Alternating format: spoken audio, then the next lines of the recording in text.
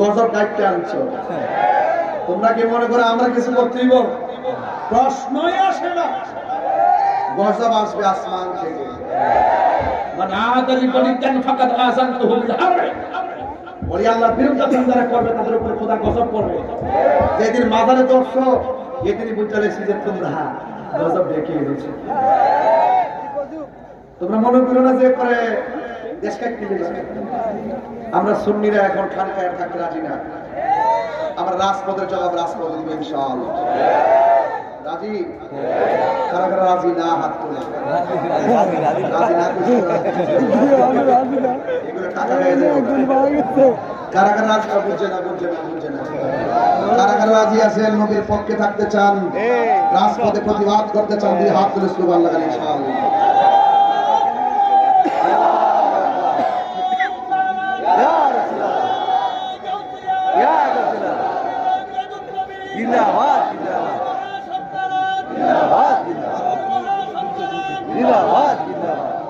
আমার সময় আছে আর 5 মিনিট।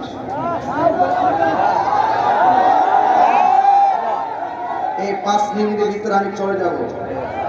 যদি আমার কাছে রিল্যাক্স মোড টাইম থাকতো আমি ধীরে ধীরে ওয়াজ করতাম। যেহেতু আমার টাইমটা বেঁধে দেওয়া, আমি এদিকে যেতে হবে, সেই হিসাবে আমি একটু বেশি চিল্লাইছি। ওই কথাটার জন্য চিল্লাইছি। এত সহজে কাহারও কথার ভাঙতে পারবেন না। আমাদের পীর মাশায়েখরা আছে কি এখন? আমরা ওনাদের কাছ থেকে জেনে তারপরে জবাব দিব।